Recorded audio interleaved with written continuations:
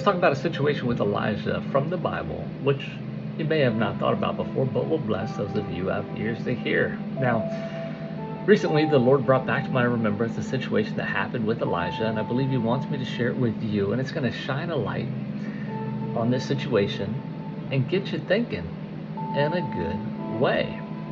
Now, Elijah, a lot of miraculous things happen around the life of Elijah, and he's considered a prophet. And prophets, well, they speak on behalf of God. They speak and let you know what God's saying. And in this particular case, there's a situation that happened where the rain stopped and then started later on.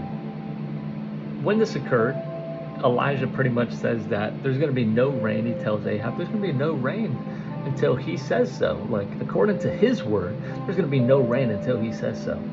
This is what Elijah says. And immediately after Elijah says that, the Lord tells Elijah to go to the brook of Cherith.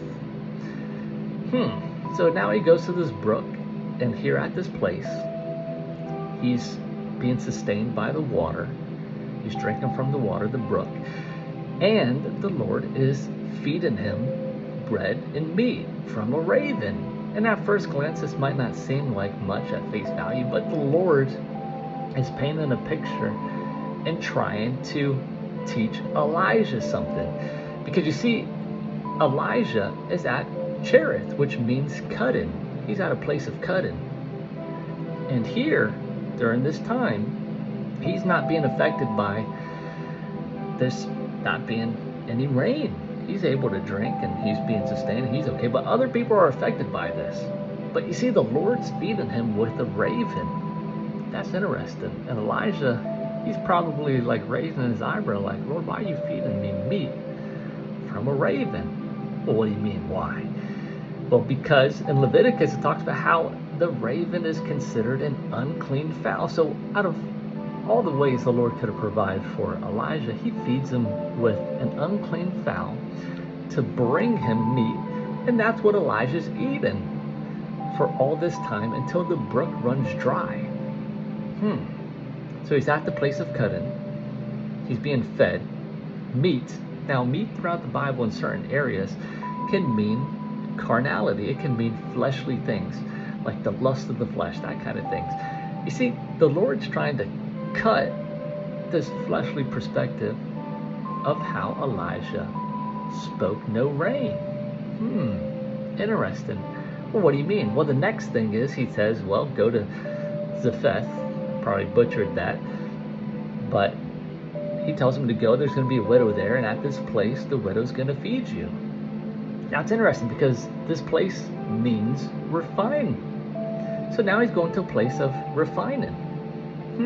The Lord's sending him to be refined. After cutting some stuff off, he's going to refine them.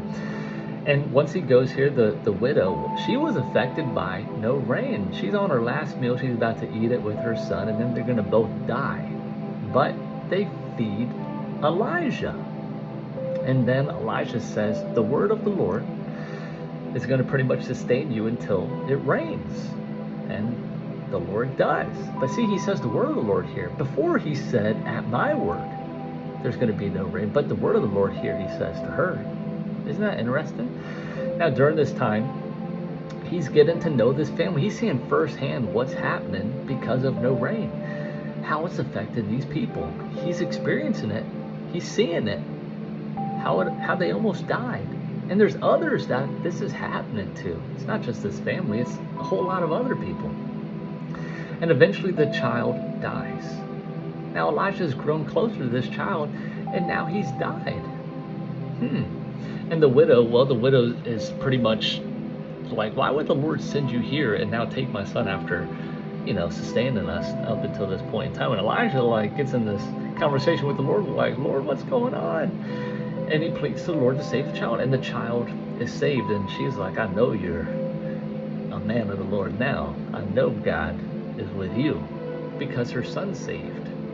But you see, Elijah had to be refined here. He had to see what was going on. The Lord had to correct him on some of the things that he said, because look at how it's affecting these people. It wasn't just affecting Ahab, it's affecting others. Now at this point, it's been about 2 to 3 years, because when rain comes, it says it was the 3rd year. So we know he spent some time with this family. And when the rain comes, it says the Lord sent the rain. You see, the Lord sent the rain, but Elijah shut the rain up.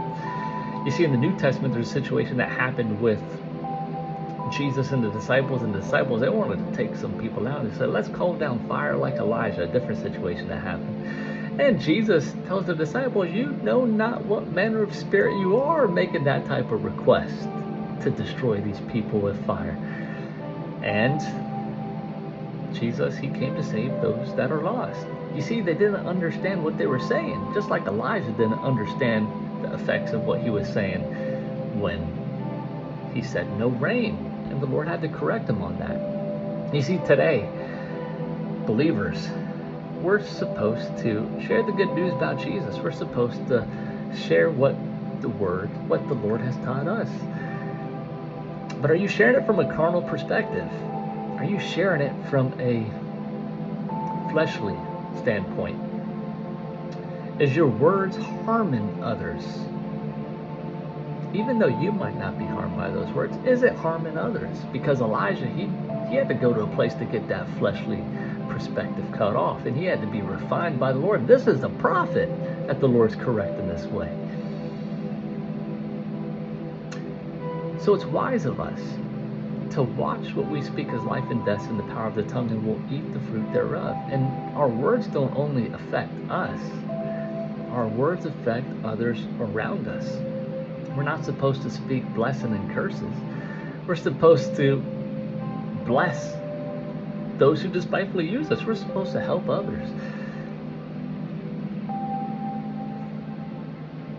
Think about it, how the Lord corrected Elijah.